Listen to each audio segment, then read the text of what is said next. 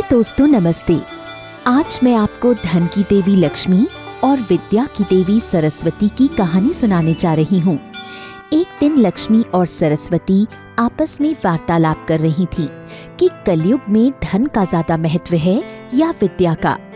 सरस्वती जी का कहना था कि विद्या के बिना धन नहीं कमाया जा सकता है, पर लक्ष्मी जी का कहना था कि धनी व्यक्ति किसी विद्वान को भी नौकरी पर रख सकता है। दोनों में फैसला नहीं हो पाया कि कौन श्रेष्ठ है। दोनों ने वेश बदलकर पृथ्वी पर जाकर भक्तों की परीक्षा लेने का निश्चय किया, तभी शायद सही फैसला हो पाएगा। ये सोचकर सरस्वती जी साध्वी का वेश धारण कर एक गांव के मंदिर में जाकर ध्यान लगाकर बैठ गईं। लक्ष्मी जी ने भी एक सेठानी का वेश धारण किया और उसी गांव में जा पहुंची। वो एक घर में जाकर दरवाजा खटखटाने लगी। सरोज नाम की एक युवती बाहर आई तो लक्ष्मी जी बोली, मेरे पति इस गांव में व्यापार करना चाहते हैं।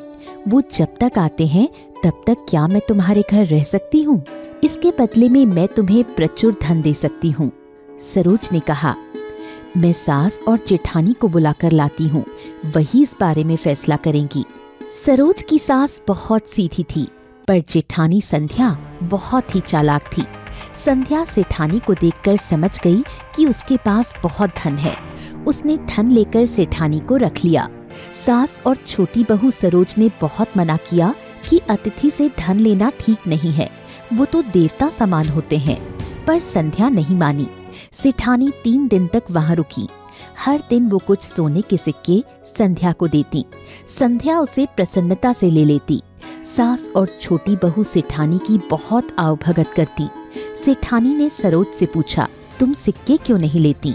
सरोज ने उत्तर दिया, मेरे माँ बाप ने मुझे ऐसे संस्कार दिए हैं कि मैं अपनी कमाई पर ही विश्वास रखती हूँ। यही बात सेठानी ने सास से भी पूछी। सास ने जवाब दिया, मुझे बचपन से यही शिक्षा मिली है, अतिथि देवो भव। आपकी सेवा करके ऐसा प्रतीत होता है कि मैं ईश्वर की सेवा कर रही हूँ। सेवा के बदले धन लेना पाप है और मैं ये पाप नहीं करना चाहती। 3 दिन के बाद लक्ष्मी जी वहाँ से चली गई।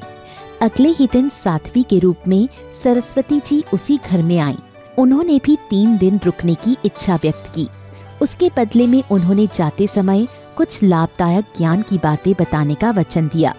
संध्या ने उन्हें घर में रखने से मना कर दिया, पर सास और छोटी बहू ने उन्हें रख लिया और मन लगाकर उनकी सेवा में जुट गईं।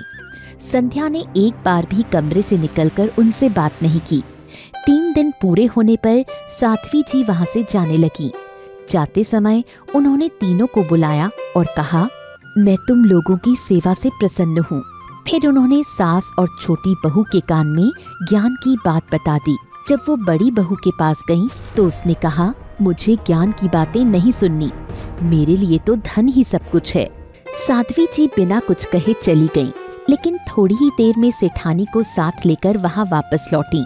सेठानी ने कहा, छोटी बहू और उसकी सास ने स्वार्थ रहित होकर हमारी सेवा की, पर संध्या ने धन पाने के लालच से मुझे शरण दी, इसीलिए उसे उसकी सेवा का कोई फल नहीं मिला।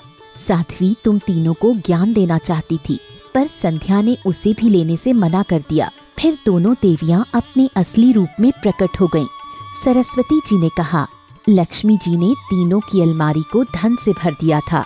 यही बात मैंने सास और छोटी बहू के कान में कही थी, पर संध्या ने अहंकार में आकर सुनने से मना कर दिया, इसलिए उसकी अलमारी का धन घास फूस में बदल गया है। लक्ष्मी जी बोली, हम लोग तो तुम्हारी परीक्षा ले रहे थे। इससे ये सच सामने आया कि मनुष्य के लिए धन और ज्ञान दोनों ही जरूरी हैं।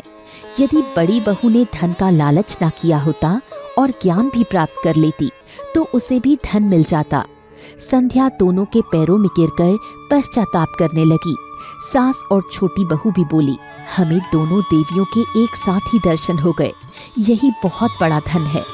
ये सुनकर सरस्वती जी और लक्ष्मी जी दोनों प्रसन्न हो गईं। उन्होंने बड़ी बहू की अलमारी भी धन से भर दी और वहाँ से अंतर्ध्यान हो गईं। दोस्तों, आप तो समझ ही गए होंगे कि हमारी जिंदगी में ज्ञान और धन दोनों का ही बराबर महत्व है। आपको ये कहानी अच्छी लगी होगी। ऐसी और कहानियाँ सुनने के लिए इसे लाइक और शेयर अवश्य करें।